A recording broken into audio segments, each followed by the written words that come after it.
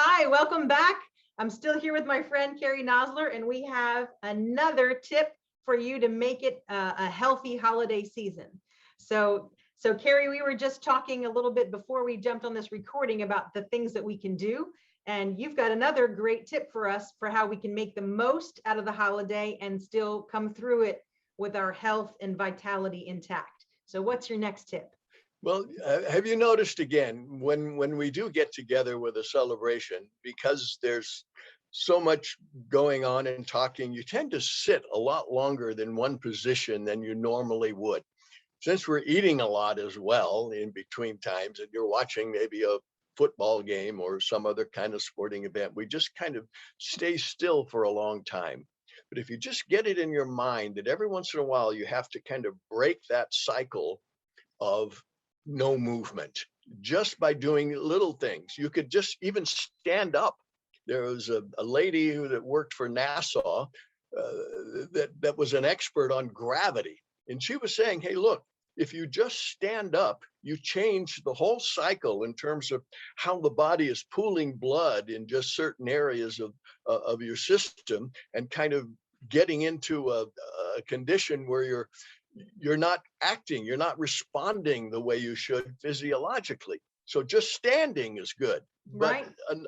along with that, I mean, and just break the cycle. If you're sitting there all the time, just stand up for a bit and just kind of notice what part of your body is not feeling connected, you might say.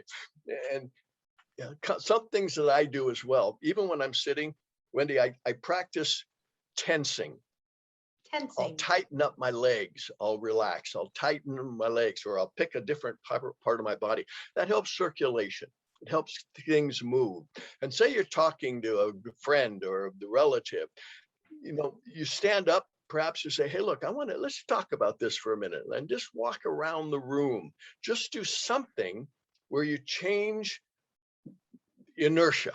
An object at rest, this is a law of physics, Wendy, an object at rest tends to remain at rest. Right.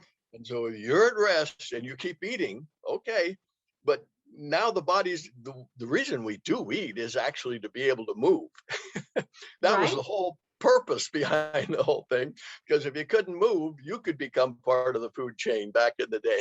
Right. So it Exactly. was important to have that kind of activity. So just something where you just a little bit of aware. Don't be some weird about it where everyone is Right. looking at you because you're tensing this and you're doing that, but something where you realize that you've got to just change the cycle now and then. And if you can, after you eat, if you could get folks to go with you for a short walk around the block, and we do this all the time when Right. I get together, you'll go out and talk. Boy, you will really improve your glucose, what they call postprandial glucose absorption.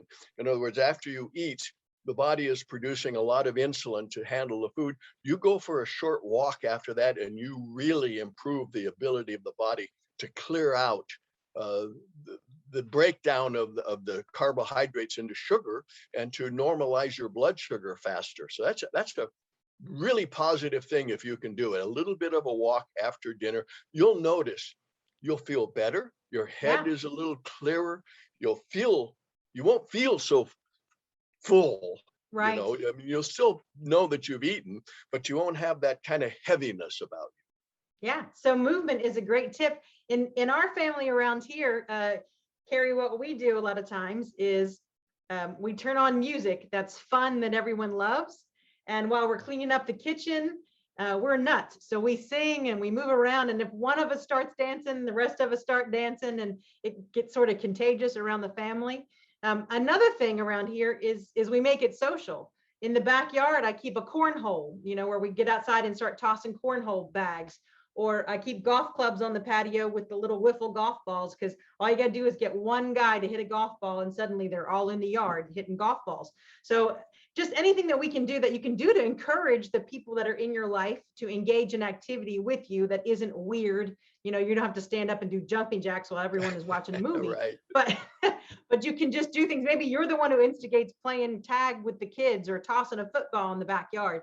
Anything that just can be fun, anything that gets you up and moving, like Carrie says, to break the cycle. helps you sort of absorb your body to deal with that sugar, with that things that have happened to you. So like that's another great tip. So tip number 3 is get up and move. All right, thank you for that. I appreciate that. Don't forget to visit impactsworld.com. Stay tuned for more great tips coming your way.